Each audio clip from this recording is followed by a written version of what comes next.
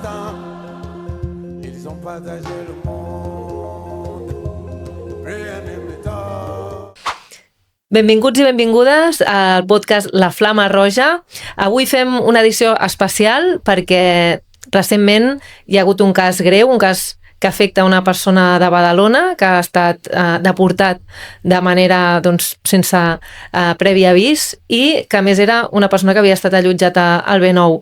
I per això avui tenim amb nosaltres a una persona que l'ha estat ajudant tot aquest temps i que a més ha ajudat a moltes altres persones vinculades al B9, persones de l'Àfrica subsahariana, joves que necessitaven una oportunitat.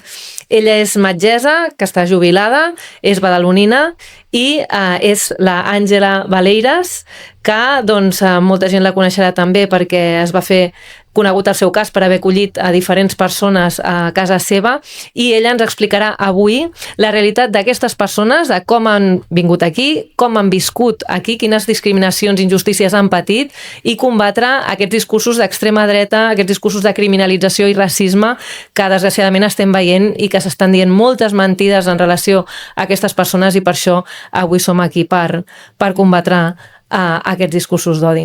Moltes gràcies, Àngela, per ser aquí amb nosaltres. Moltes gràcies a vosaltres, Aira, per donar-me aquesta oportunitat de donar veu a les persones que no tenen veu. Per això estem aquí, per donar-los veu, i en primer lloc m'agradaria saber com els vas conèixer. A tu va ser arrel del cas d'aquest desallotjament sense alternativa del B9. Mira, jo quan vaig escoltar per la tele la notícia del desallotjament, em vaig apropar allà a la plaça Sant Roc perquè volia veure què estava passant. Quan vaig arribar allà, la situació era dantesca, o sigui, només qui ho ha vist de primera mà es pot fer una idea de lo que allí passava. Sí, jo també vaig ser. Vaig estar allà tot el dia, plovia, jo anava coixa, anava amb mal de cama, però no em podia moure d'allà. No sabia com ajudar, no em sentia totalment impotent, no? I llavors em vaig apropar a un grupet de nois africans que hi havia allà, i em vaig apropar i com no te dic, no sabia què fer, i els vaig dir que jo em sentia avergonyida de lo que estava passant, que no tothom a Badalona estaven d'acord amb el que estava passant.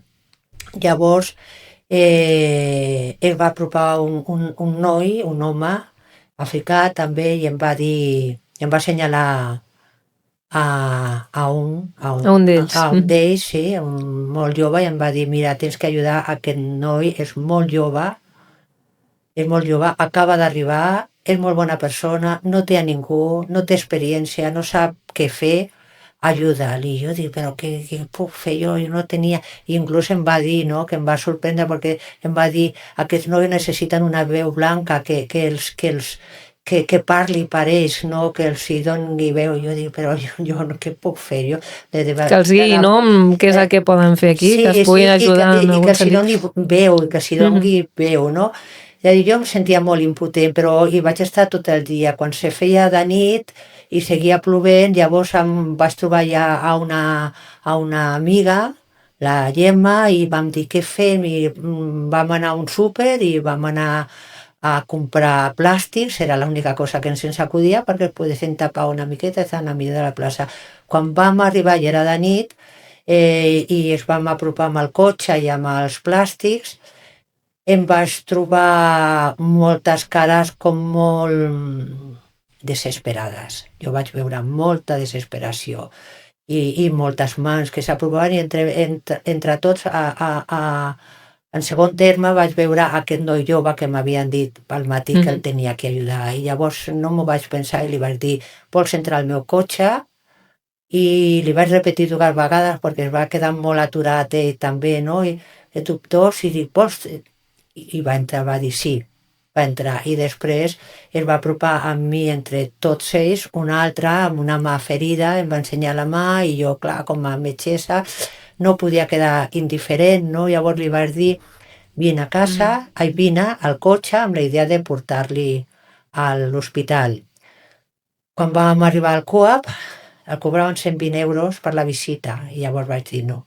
Vine a casa, vaig comprar a la farmàcia per curar-lo, i quan estava a casa, jo tenia la idea de portar-lo. De tornar-los a la plaça, no? Sí, no, el primer no, el primer li vaig dir entra, però el segon, perquè la meva casa és petita, no tinc lloc, van dormir al terra, amb una estora, amb el sofà, però quan vam arribar a casa, el que tenia la mà ferida, al tocar-lo tenia febre, estava 38,5 de febre. Aquests dies van haver, jo el vaig portar I estava plovent molt, sí. El vaig portar després al CAP del dia següent, va quedar-se a casa, li dic queda't a casa, jo no el podia portar amb febre a dormir allà al ras. El dia següent amb pluja i fred, que ara no recordem perquè aquests dies fa calor, era desembre, però aquell moment feia molt de fred i plovia. Clar, és que era desembre, era el mes de desembre, i el dia següent jo el vaig portar al CAP de Sant Roc perquè el visitéssim, perquè clar, tenia tos, que no faci una pneumonia, i ahir el metge que em va atendre, un metge jove molt compromès, molt maco, em va dir que havia visitat a molts amb pneumonia aquells dies i que tornaven i els visitava, els feia, donava el tractament i tenien que tornar a dormir al ras. I així és com els vaig conèixer aquests dos primers. Després d'aquesta experiència, va ser una experiència molt bona. Jo sortia de casa, el vaig deixar les claus de casa meva, no vaig sentir por en cap moment, perquè després jo a redes vaig veure, jo no mirava les redes perquè a mi tot això no m'interessa, però em trobava a veïns que em deien uau, perquè va ser notícia, tot això va tenir una dimensió que jo no m'esperava i els veïns m'ho deien, no saps el que diuen en redes de tu, m'han dit que si te violaran, que si t'agrada no sé què, que si els tens per no sé quants, que si et robaran. Sí, la gent opina i escup sense saber, no? Total desconeixement. És molt fort, va ser tot molt fort. Evidentment, jo els hi vaig deixar, anava a comprar, deixava sols a casa, no em van violar, no em van robar. Eren agraïts, no? Per suposar, sí, em van embarrir a la casa, jo els deia no, em fregaven, jo no, però aquesta era la seva manera de mostrar-me una mica, de donar-me una mica de l'ajuda que jo els estava donant.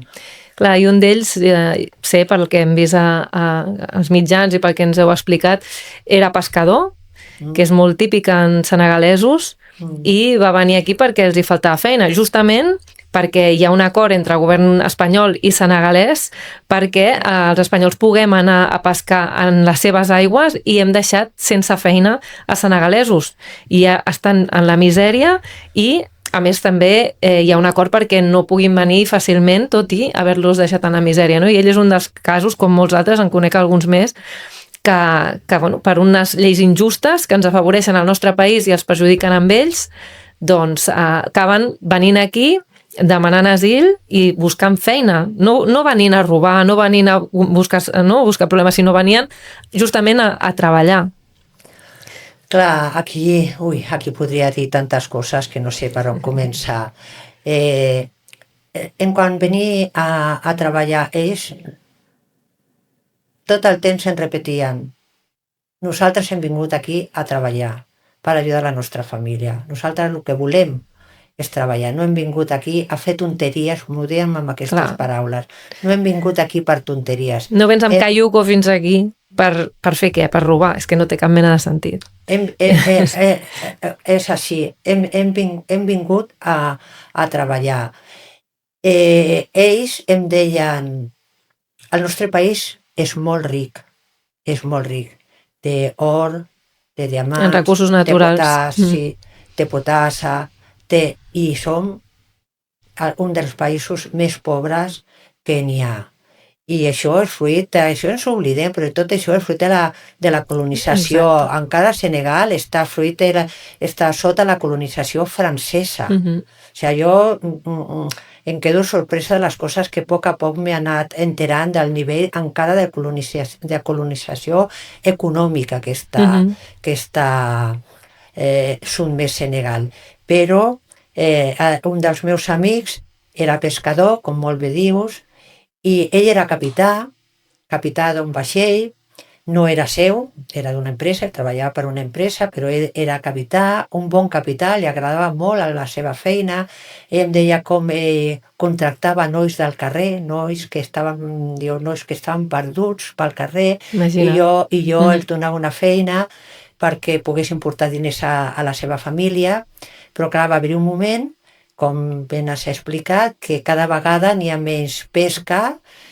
Tota aquella zona és de Sant Lluís, tota aquella zona és una zona de pescadors, ara no tenen apenas feina, llavors estan venint tots aquí, això, amb els caiucos que abans els servia per pescar, i venen aquí. I ells em van explicar que primer l'experiència de la patera del caiuco, em diuen, no volen ni en recordar-se, perquè és molt traumàtica. perquè va ser, em diuen, no volem ni en recordar-se, va ser molt dura, però ells pensaven que un cop arribats aquí, deia jo, em deien, jo no m'imaginava que un cop arribat aquí passaria tot el que he passat, perquè, bueno, continuo. I ell venia sense cap antecedent penal del seu país. Era una bona persona, com explicaves, treballava, tenia la seva feina, donava feina a altra gent, i arriba aquí i demana l'asil, com molta altra gent, que això et permet treballar, no? Et permet tenir una targeta per tenir permís de treball, i ell va poder començar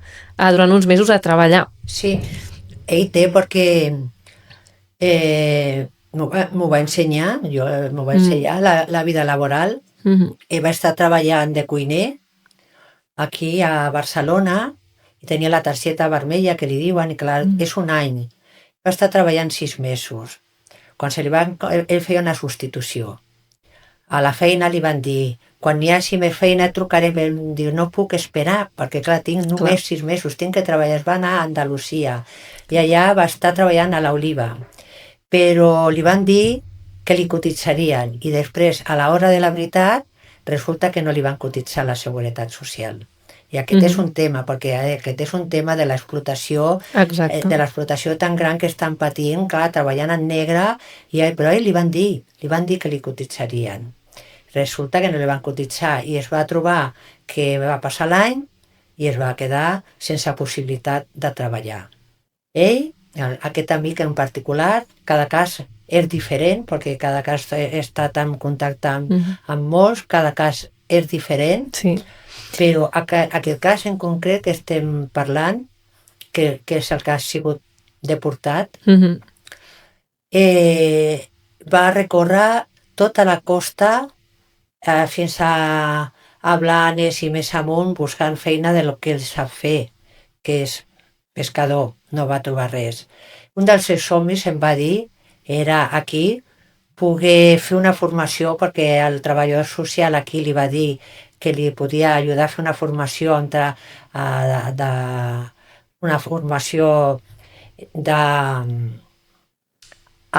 el mar, no sé com es diu, però n'hi ha una formació amb el mar, i ell tenia el somni de poder-la fer i de muntar aquí una empresa per donar feina als seus companys, als seus compatriotes. No? A ell li agradava molt la mar. Com no va veure que no podia treballar en la mar, va recórrer molts pobles de Catalunya, molts, buscant feina. Perquè tampoc s'imaginen que patiran racisme, no? Jo també he conegut a nois, no?, que han fet formacions d'algunes feines i després no se n'han sortit perquè no els contracten o perquè els clients no veuen de la mateixa manera que els ofereixin aquests serveis persones blanques o del país que subsaharians, no? Hi ha un racisme també de base que és important. Bueno, ell, els 3 anys que va estar al carrer, visquent experiències molt dures, ha sofert molt els insults, dient-li negro de mierda, així, ho va dir, vés-te a tu país, patint el despreci.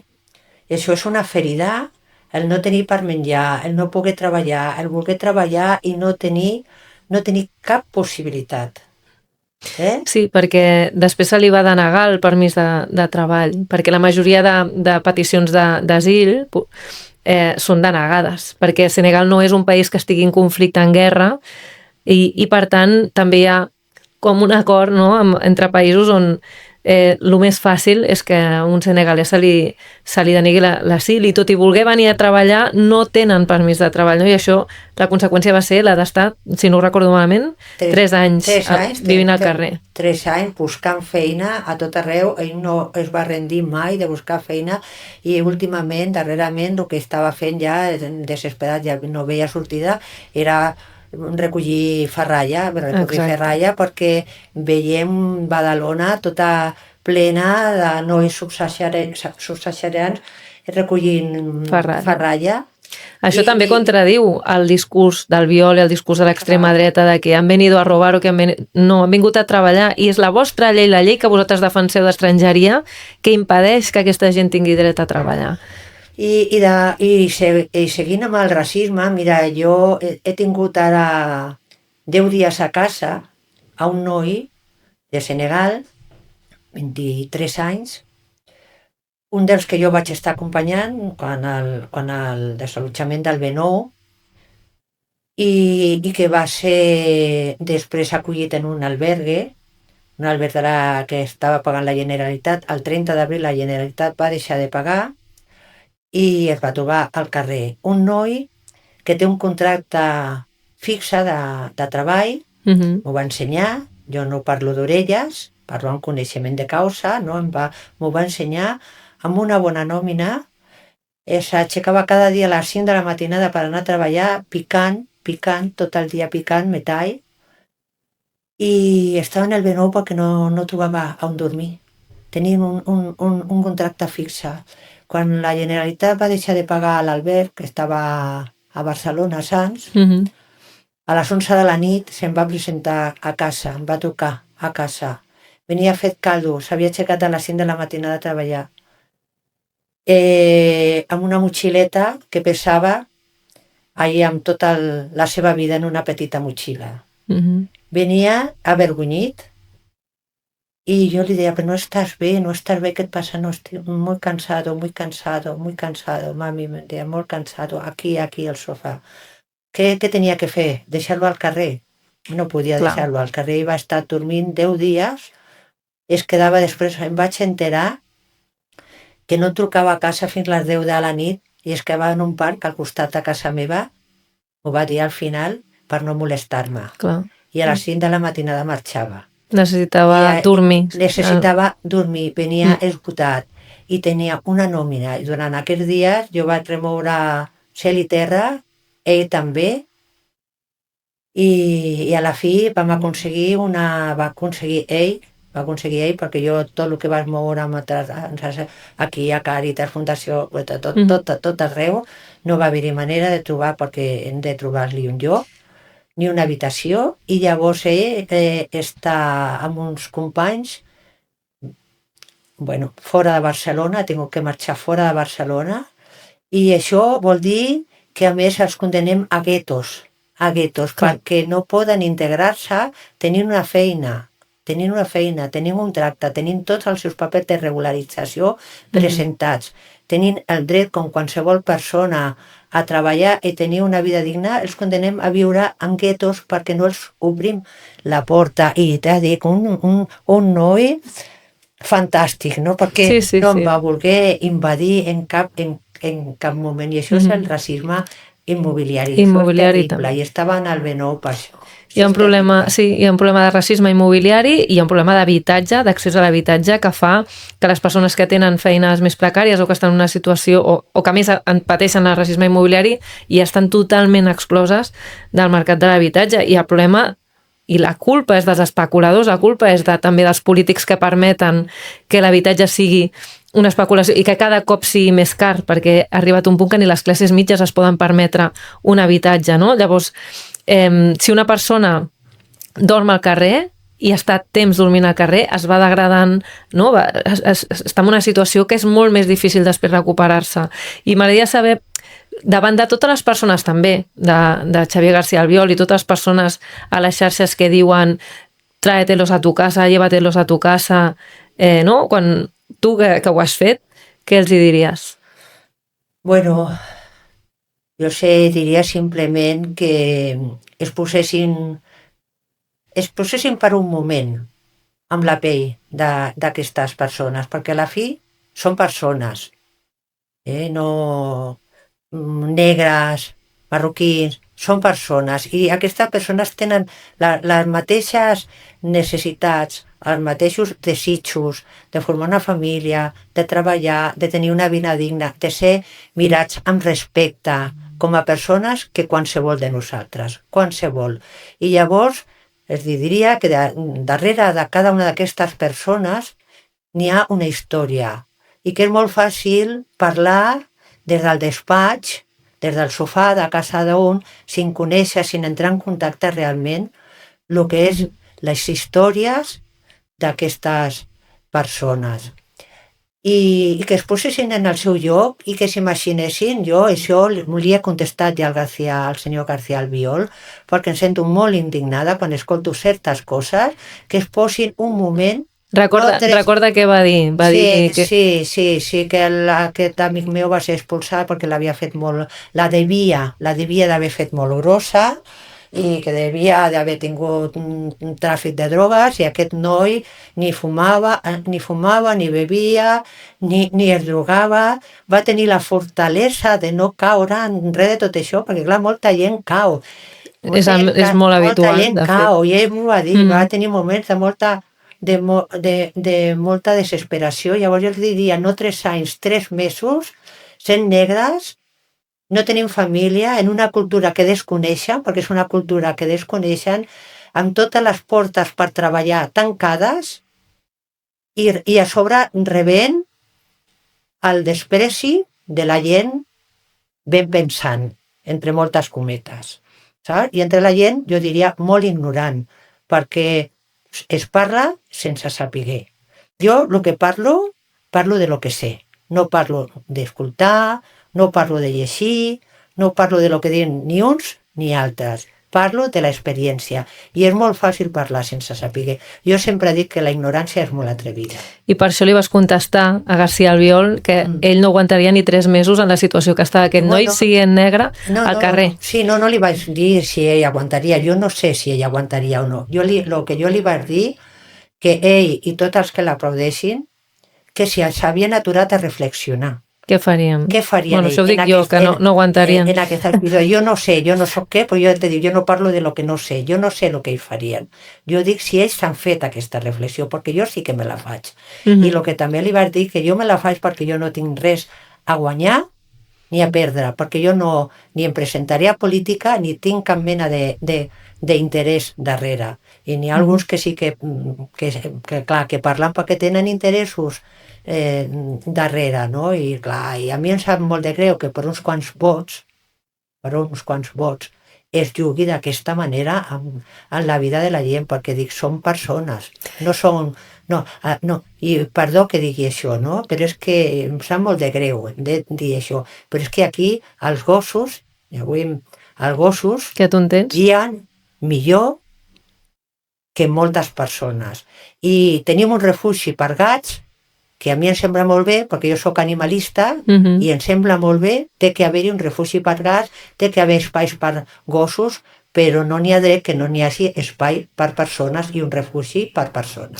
Clar, és el que dèiem, no? Si la gent que diu llévatelos a tu casa, és com dir que la sanitat pública, doncs que cadascú es pagui el seu i que si tu vols curar algú, doncs el cures tu, que ets metgessa, i tu por tu cuenta y riesgo, i no defenses que sigui el sistema públic que garanteixi aquest dret. Doncs amb l'habitatge també, tothom necessita dormir sota un sostre.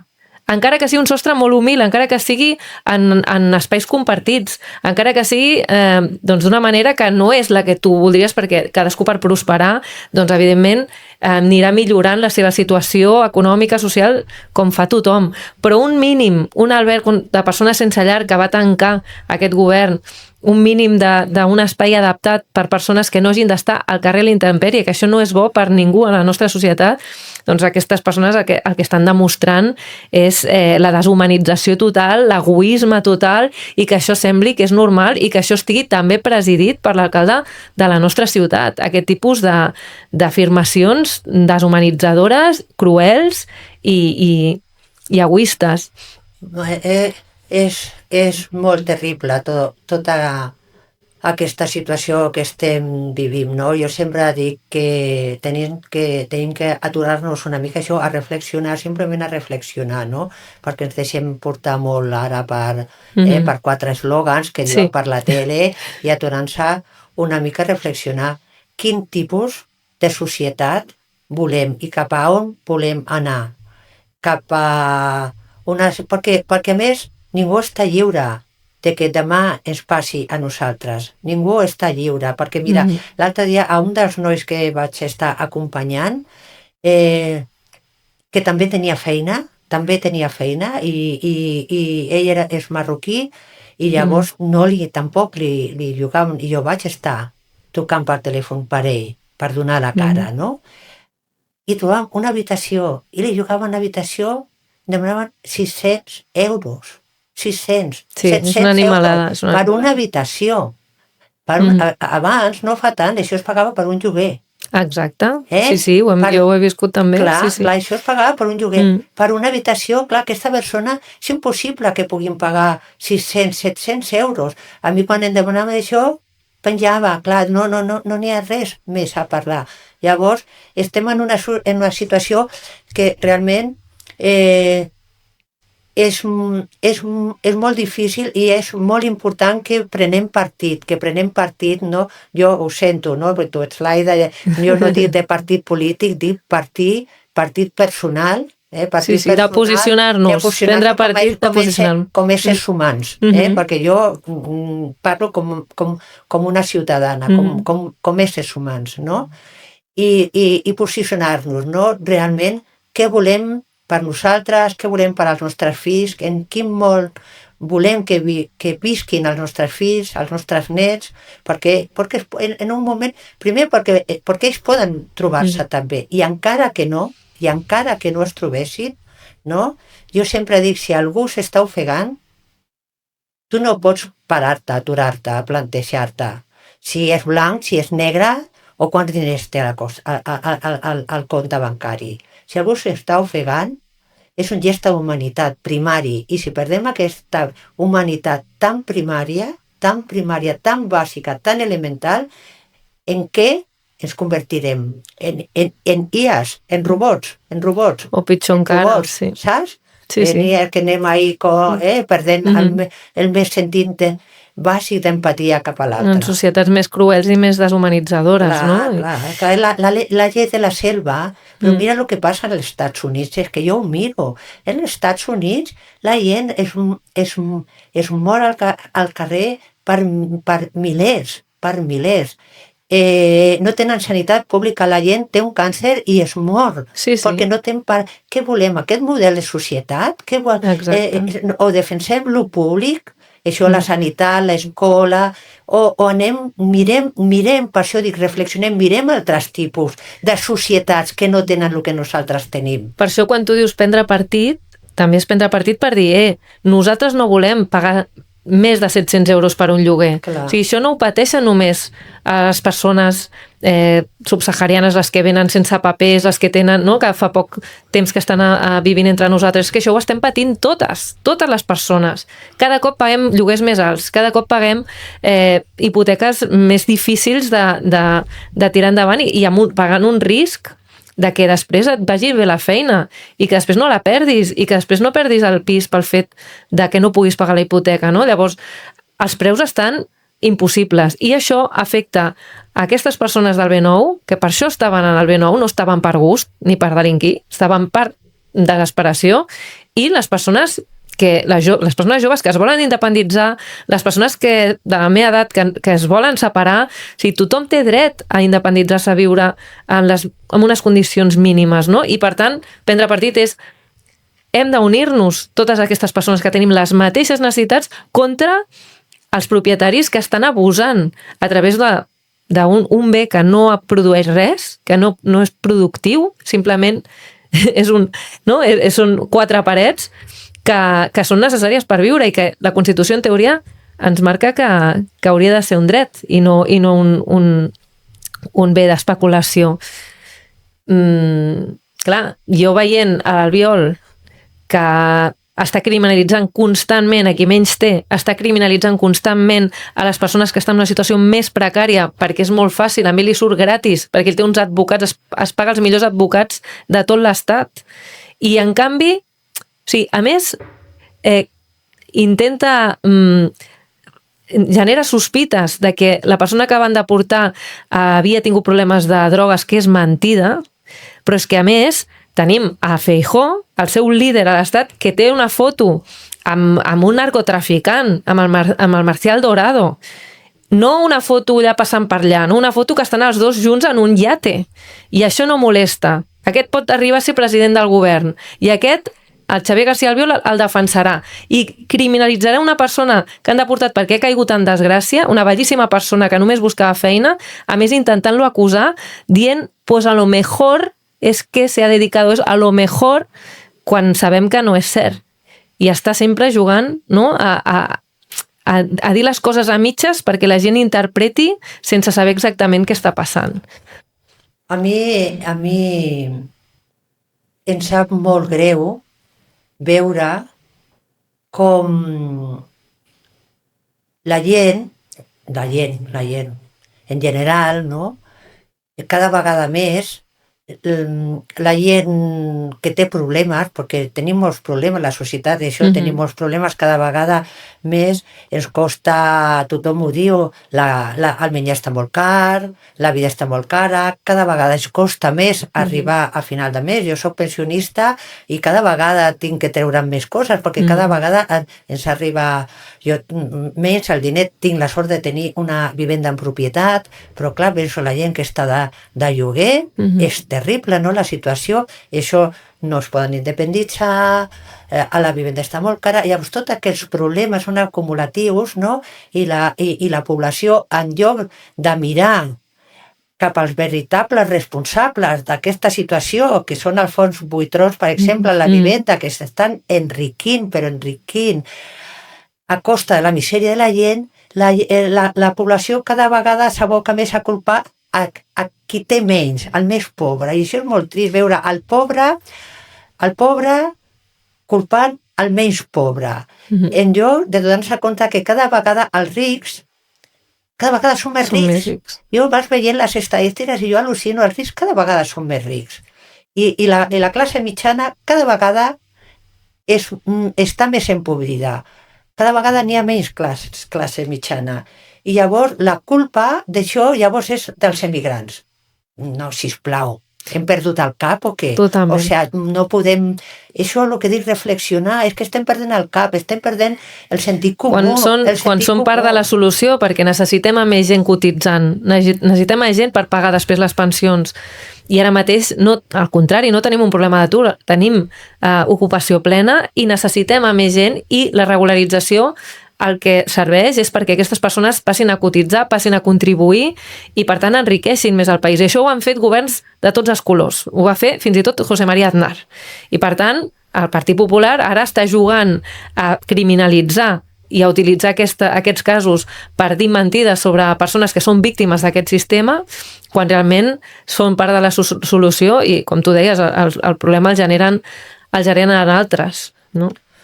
Sí, és molt trist veure això, perquè abans la gent que tenia necessitats, no? O sigui, es generava solidaritat, és la solidaritat, no? Jo vinc d'una generació que hem vist el que era la solidaritat i els meus pares i els veïns s'ajudaven i es creaven lluites veïnals. A Badalona té molta tradició de lluita veïnal per solucionar els problemes, i es tenia clar d'on venien els problemes, i ara els problemes resulta que tots els problemes són els emigrants.